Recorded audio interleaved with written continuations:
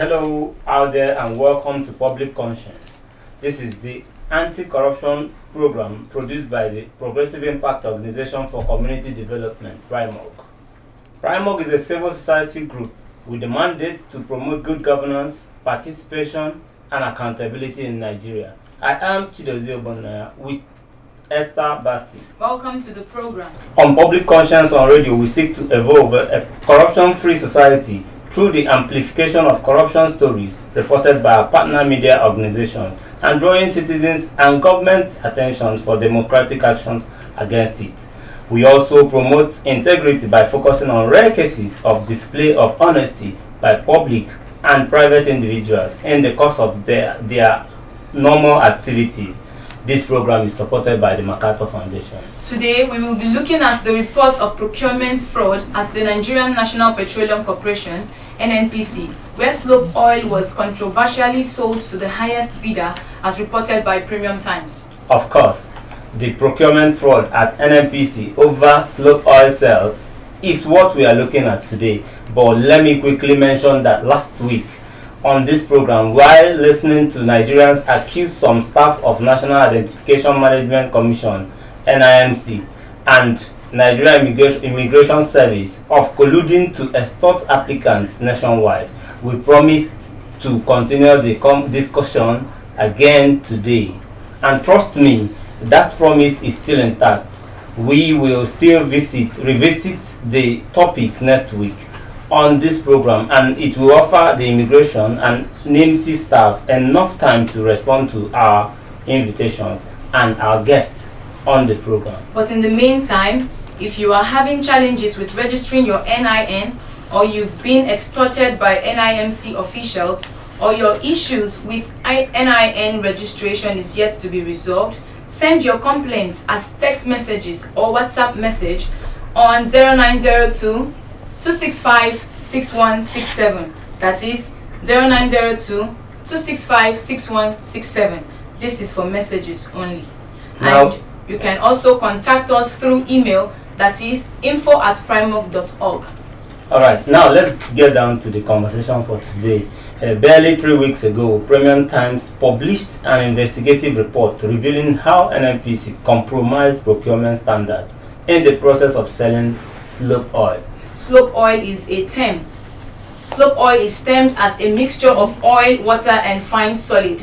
It is traditionally reserved for local industries. In this case, the Slop oil consignment is domiciled at the Port Harcourt Refining Company, PHRC, but unfortunately offered to preferred bidders. And one of the findings of this report is that the first two bid-winning companies of the NNPC Slop oil sales was found to be owned by the same directors.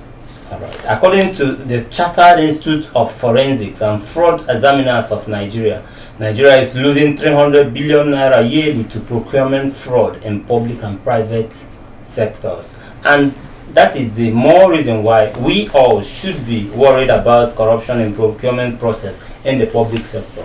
Be ready to join us through phones and text messages in the course of the conversation. Please begin to send your messages as soon as possible to 090-2265-6167. The numbers to call will be given shortly. But for better understanding of this report, Emmanuel Maya, the Premium Times correspondent who conducted the investigation, will join us from Lagos via the phone. But here in the studio, we have the Director General of Integrity and Accountability Monitoring Awareness Initiative, Dr. Abraham Breakforth. You're welcome to the program. My pleasure. All right, let's first talk to Emmanuel. Emmanuel, thank you for having me. Give us an overview of your report, and when you say Slop oil, what do you mean? Okay, thank you so very much once again. Slop oil is a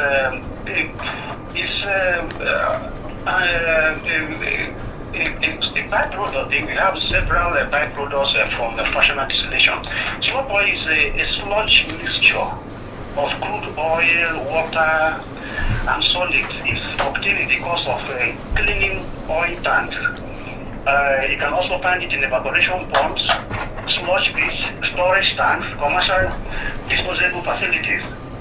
Now, it can appear as a waste product, but it is not by any means a waste product. Slop oil can be mixed with crude oil and processed in the refinery to get the normal different distilled products. Now, I will talk about the commercial use of a slop oil. The slop oil is used in asphalt, construction and maintenance of roads, airport runways, parking lots, railway tracks, seaports, sidewalks, sports arena. Now, when we have, before now, many people do not know much about the slop oil. When the crude oil is taken to a refinery and like a Buhari refinery or water refinery and is being processed, the byproducts are liquefied petroleum gas, premium motor spirit, dual-purpose kerosene, which we use at home, and then our airlines too, automotive gas oil, then pay attention to this, low pour fuel oil, and then high pour fuel oil. What is it used for? Low pour fuel oil is used for what? Good. This low pour fuel oil is used especially in manufacturing facilities. It is used to fire distillers. It is used by cement factories. It's used in textiles. It's used to fire boilers, incinerators. It's used in pharmaceutical manufacturers. All right. So, yes. All right. A whole lot of usage there, and thank you for the prepping us with that information. I believe many of us don't know about it, but give us more details of the procurement fraud and who are those leading this unwholesome act. Okay, good. Now we'll start with this low pour fuel oil. Low pour fuel oil is what has given birth to this slop oil issue. The low pour fuel oil, it can only be obtained when the refineries are working. At the moment, all our refineries are going through rehabilitation. It's about 44 months it will last. So that means they are not refining any liquid petroleum gas and all that. Now, this essential low pour fuel oil, LPFO, the Manufacturing Association of Nigeria, all they need it. Gas is not very common in supply, and it is also difficult. We are building, Nigeria is building gas pipelines from the south to the north. So, manufacturing facilities in the north, they depend solely on low pour fuel oil. All right. Now, with this low pour fuel oil that is no more being refined, you cannot obtain it anymore. The fallback is on slop oil. And it is this slop oil that is regarded as a part of the national strategic reserve, because without it, our local manufacturers cannot work. They don't have anything to how do they fire their bonus and so on. Now, what's the fraud going on in this slop oil cell? Okay, now it happened in Port Harcourt refinery, in Port Harcourt refinery. And where initially the bid was first organized by the chief operating officer, they are now called group executive directors by name of Yunusa Yakubu. And then, but later on, in March, there is actually a shadowy figure behind the COO or the group executive director. And so the group executive director, Yunusa Yakubu, was not acting alone. Everything is being orchestrated by the MD of Port Harcourt refinery, a man by name Ahmed Diko. This Ahmed Diko, interestingly, before he became MD of Port Harcourt refinery, was MD of Kaduna refinery. And he is supposed to have been retired 2 years ago. But for some reasons, they found it so useful, they brought him back and then extended his tenure. So when he came, and then he decided to, at first, wanted to dispose this slop oil as a waste product. But he was told that he could not, get away with that because people will shout. How can you dispose slop oil as a waste product? Meanwhile, our oil traders, international energy traders, including Vito, they are taking this LDFO out of Nigeria. Even this Slop oil, they are also taking it out of Nigeria for these commercial uses, industrial uses that I've mentioned overseas. So when he was told that this will not fly, they decided to do what they call single source procurement.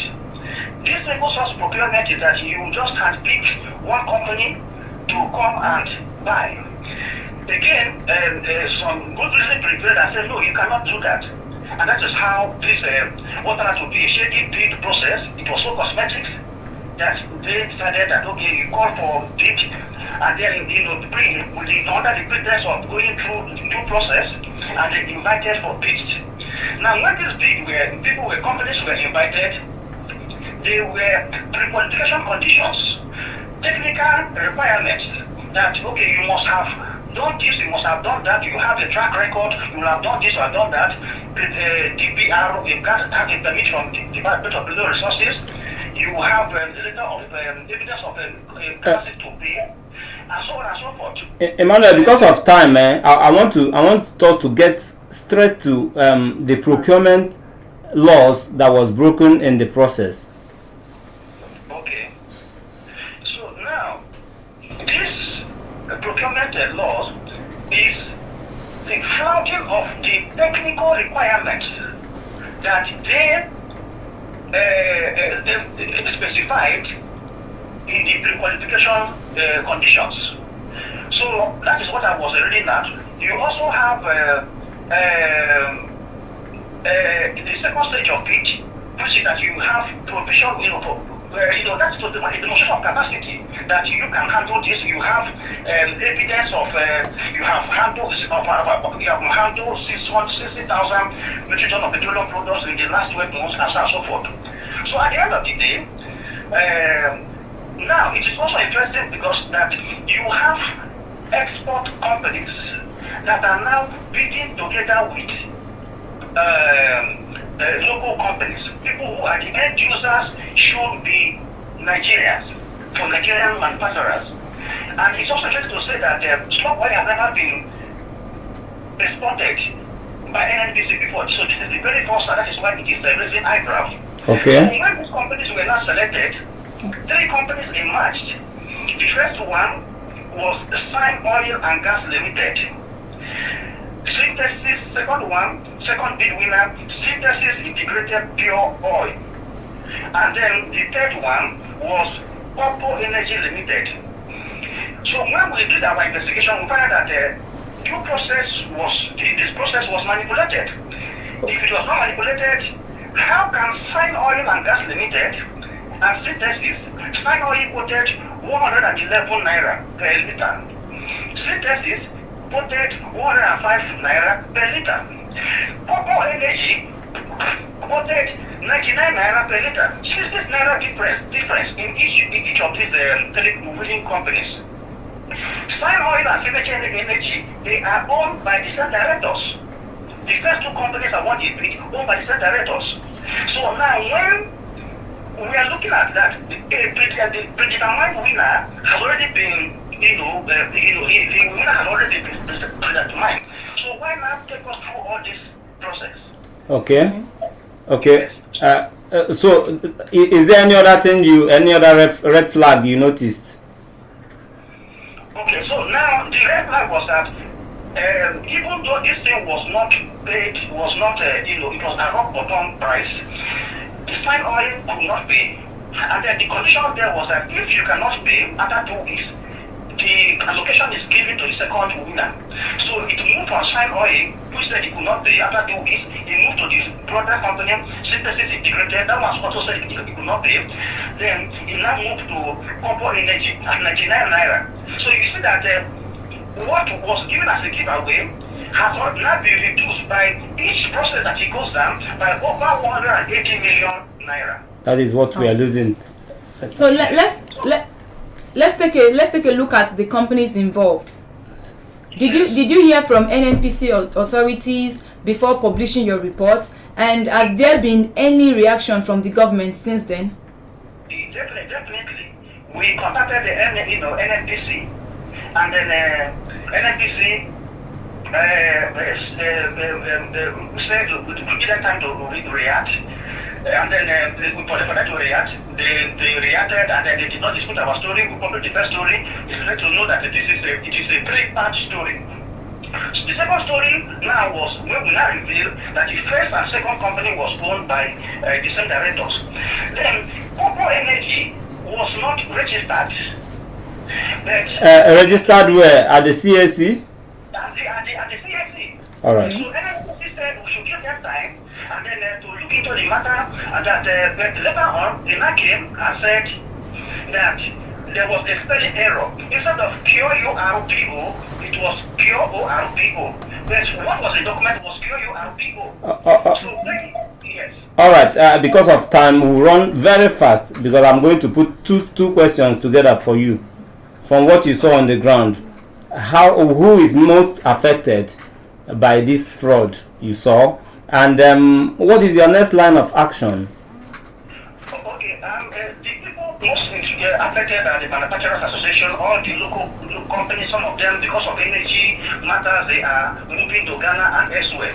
But I am also happy that the presidency has summoned the group managing director of NNPC by name Mele Kiari over this matter, and then he appeared, martial artist defense with his GMTs, and then he appeared, and then so the report we got last week was at the villa. When he was at the villa, he was interviewed to say how could it happen under his watch, and then he was now asked to come back this week together with the Minister of State for Petroleum. So that is where we are at the moment. Okay, Emmanuel, we have to leave it there, but many thanks for all the explanation and the investigation you did. Thank you for joining us, and we'll be keeping up and in touch with you concerning this investigation. Thank you so much. Thank you. All right. You just heard from Emmanuel Maya. He investigated the fraud at NNPC over Slop oil cell. But back in the studio, we still have Dr. Abraham Breckford. And this is Public Conscience on Radio if you are just joining us. Dr. Breckford, thank you for staying with us. And you heard him explain so many things out there. And you've read the report. Yes. How do you react to this? And what is the significance of NNPC? How do you react to this? At first. As a matter of fact, it is unfortunate, very regrettable that our country is in a serious mess of corruption. NNPC is a key source of revenue for our nation. Manages our mineral resources, petroleum resources. Okay. And supposed to be the major source of income. You know, Nigeria is a mono economy. We depend about 95% of our revenue comes from the petroleum products. And if the institution that have been empowered to regulate our petroleum industry is engulfed in such corruption scandal, it is very unfortunate for our nation, unfortunate for our children born and yet unborn. Nigeria, as we see today, since 2015, more organization, integrity and accountability monitoring awareness initiative. I've been carrying out a lot of monitoring assignment on the corruption. We call it Corruption Watch Nigeria. And we can see that what happened in the NNPC at the moment is unfortunate. It's not acceptable. It's regrettable, and it's not good for our nation. Let me stop there. All right, we'll come back to you for more of your thoughts on the issue we are discussing. But Esther, let's quickly open the phone lines to let the listeners also join us in the conversation. Before opening the phone lines, I would like our listener out there to please follow us on our social media platforms at Official Primorg, and Primorg is spelled PRIMORG. Also remember that we are streaming live on Facebook at Official Primorg. All right. And remember that this program is interactive. The WhatsApp phone line to send your message is 09022656167, and that is 09022656167. This is for messages only. Please begin to send your messages now to 09022656167. And what we are asking this morning is, what is your reaction to the conversation? How best can the age-long corruption in NNPC be addressed? And what must citizens do to reduce public sector corruption to its barest minimum? Hello? Alright, go ahead. My own candidate opinion in Nigeria is still material discipline and state. It's not the president is the minister of petroleum. So we the human being or what you call the citizen would always suggest, but the best solution could have come from the leader who happened to be the NNPC minister, what you call petroleum minister. What can we suggest? He knows the truth, he knows everything. All the leaders now mostly are from the north, who has not single resources in terms of petroleum. Why can't just say the truth and be free? We know everywhere is corrupt in Nigeria. There is one area or one sector of the economy that is not corrupt. And the worst of all, when you even try to say some people without it's my people. Let's continue with my people. I believe that you too now, you feel the heat of this hunger now. All right, that's your opinion there. Let's wait for more calls, but let's cross over back to. But before then, let's quickly take this message from Facebook. This is coming from Maxwell Kumoye via the Facebook platform. He said, "Can we ever move forward in this country? Two companies of the same owners bidding for the same job.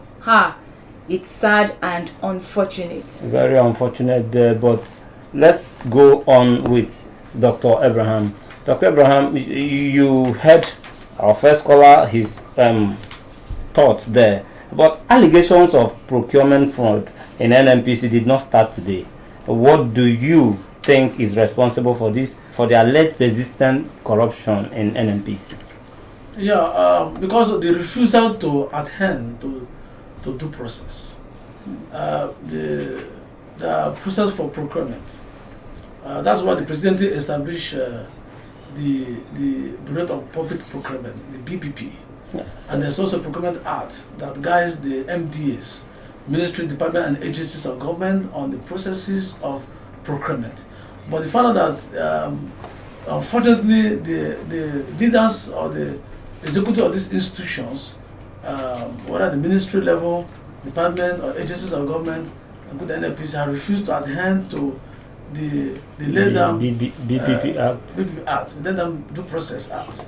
And that's why it says you go to ministry here, selective bidding, single bidding. And this is not in part of Procurement Act. There's not like selective bidding, where you ask individual to bring 5 companies. Doctor, and I'll come back to you, Doctor. Just a minute. Hello?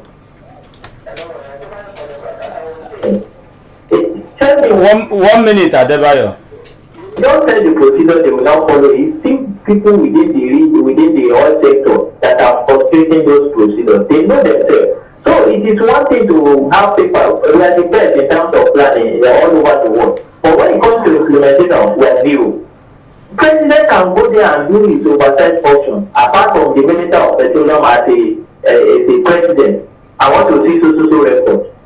So why can't he just go and do this?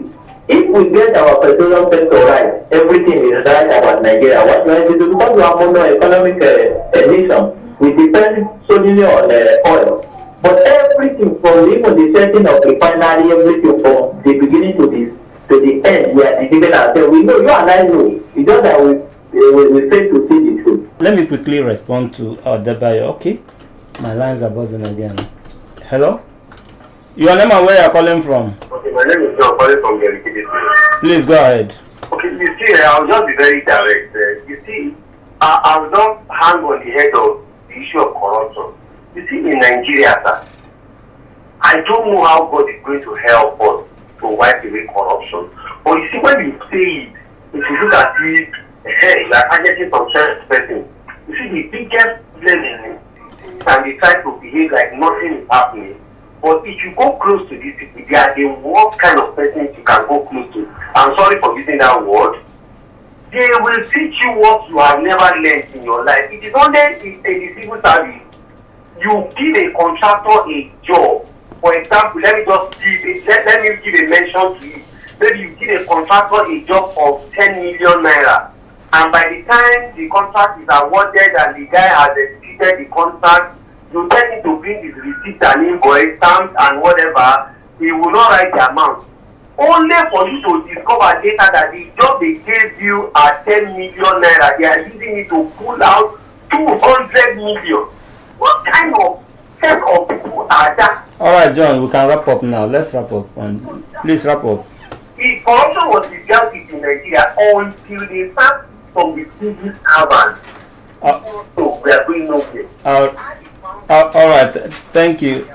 I think your point is made. You said until we attack it from the point of civil servants. And I have to mention this, Dr. Abraham, that recently the NNPC under President Muhammadu Buhari, they recorded a milestone. They said that they made gains, they published gains they've made over the last few years. You know, something we've not heard for 44 years. So some people called it genes breaking event and all that.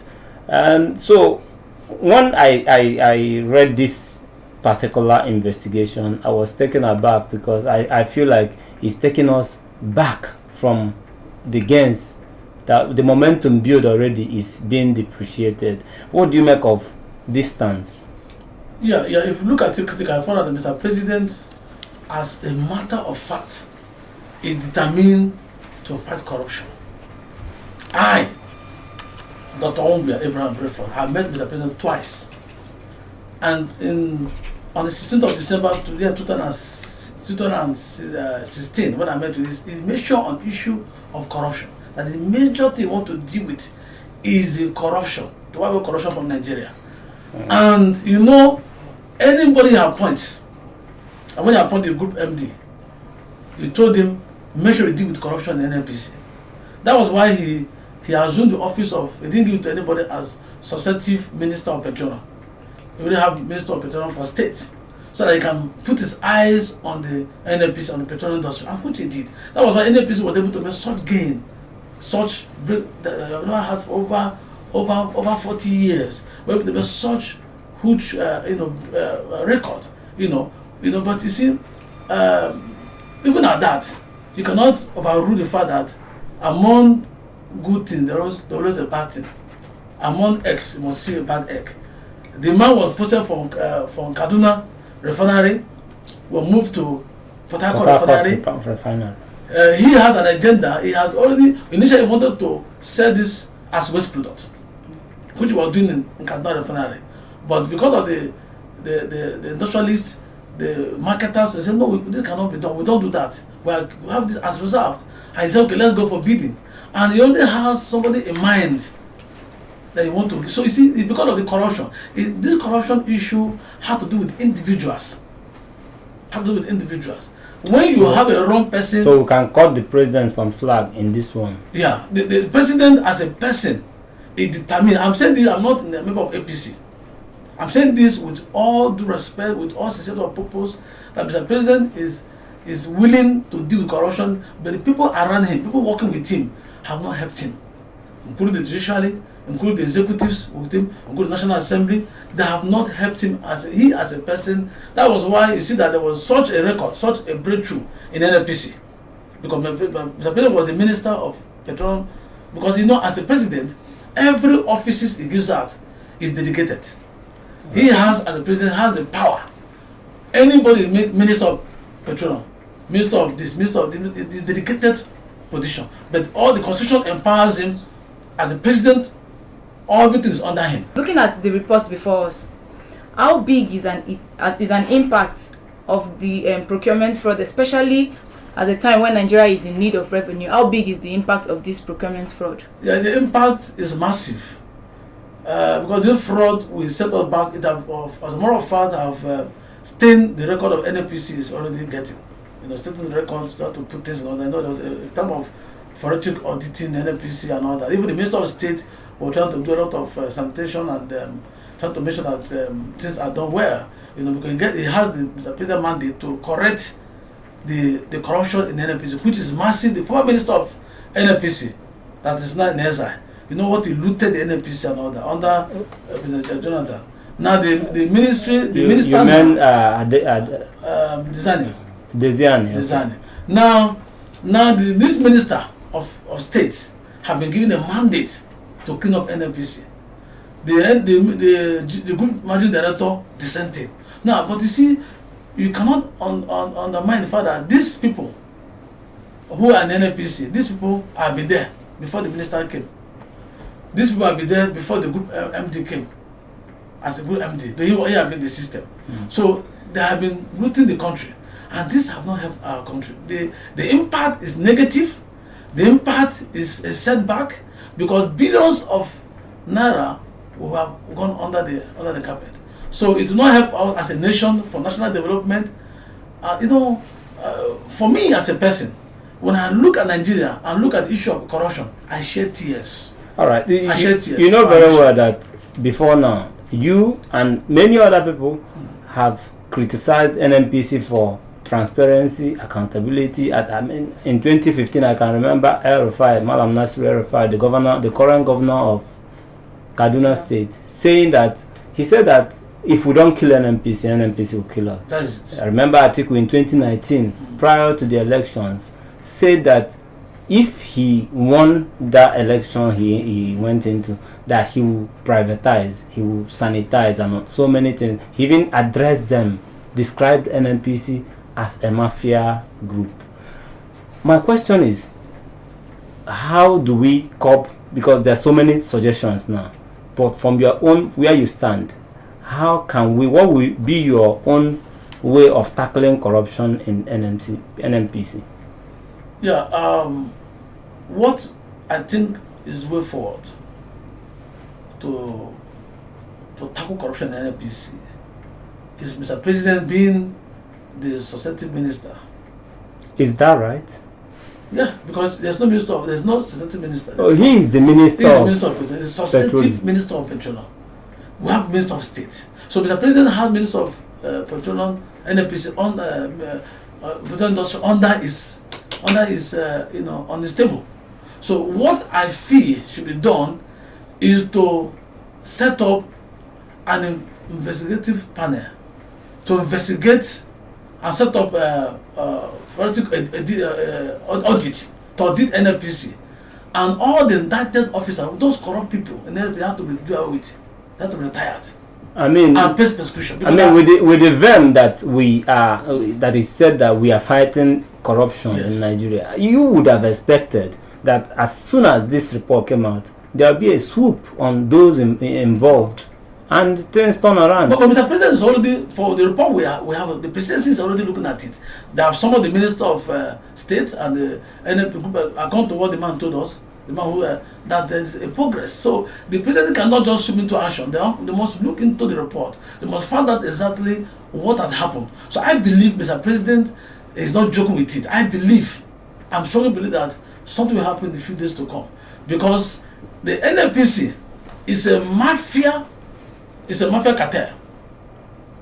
Because many people that have been there, some that have been there for the past 20 years, 15 years, 30 years, 10 years, that are used to corruption, that are used to procurement fraud, that are used to a lot of things, stealing of crude oil, diversion and all that. So they need Mr. President. The president has to be in the searchlight now on NNPC to use the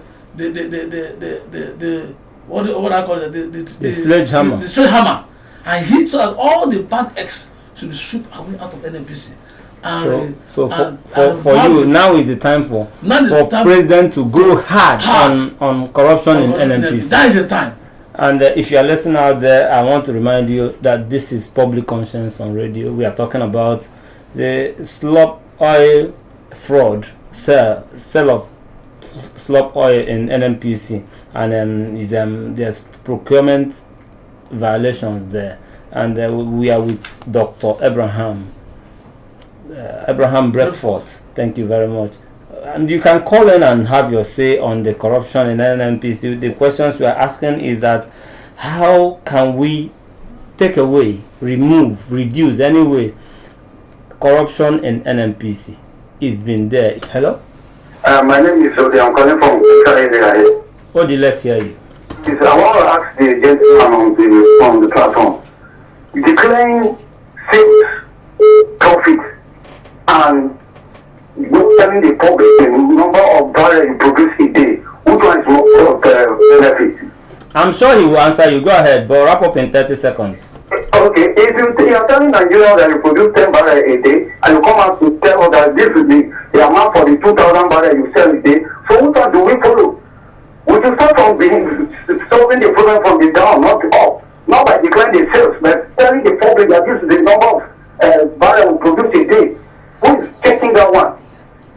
All right, those are other issues attached to this. Dr. Abraham, he just threw a straight question to you. I think this is not about procurement fraud now, but it's other issues, other corruption-related issues in the NNPC. We sell crude. We don't have a comprehensive account of it. That is the allegation from my caller. Is there in the public? You can even write to NNPC and ask for the report, because they have information. There's information page. You can ask for freedom of information, so you can find out for by himself. So I'm not here. I'm not working for NNPC. I'm not the Minister of Petroleum. Is not my friend. I don't know him. He doesn't know me. I don't care about them. But I'm talking as a Nigerian, as a patriotic Nigerian, as a man who contested for presidency of Nigeria, who wanted to rule this country. I tried my best. Out of 78 political presidential candidates, I came at 10. I do my best, but I know there's more opportunity for me. But I'm saying this as a true Nigerian, that the truth is that the profit declared by NNPC is not fake. It's what they made, and the record is there for anybody to see. So, but for me, the fact that declaring how much quantity of product we produce in a day is there. We know what NNPC says. This is number of barrels we produce per day as crude oil, and this is sales we made. This is profit we declare. So you cannot declare profit without telling us the how you made the profit. So the record is there. You can find out. So, but besides NNPC, many government agencies are also involved in one financial misappropriation or the other, and the culprits are working free. How can we address this as a nation, or are we in a hopeless situation? Yeah, it's not hopeless. There's always a way out. It's a matter of political will. Mr. President had the political will.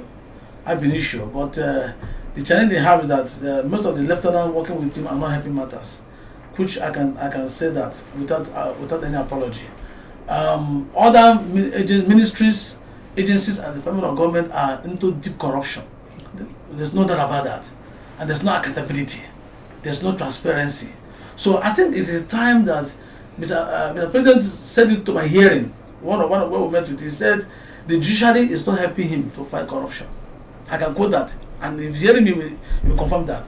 Even the judiciary that's supposed to, if there's a case of corruption that have been persecuted, the judiciary will collect money from the corrupt person to set them free. You know, those are still allegations, because there are reports under his table also that we are waiting to be, like the NDDC audit report that just came out. Yes. We are still waiting for that one to be acted on. I think the thing is intertwined, because when you point fingers, the others might be pointing right back at you. No, let me say something. The decision that Mr. President, as a matter of fact, I want to say that is a little bit weak in terms of administration, in terms of democratic process, because it's like he's a military person.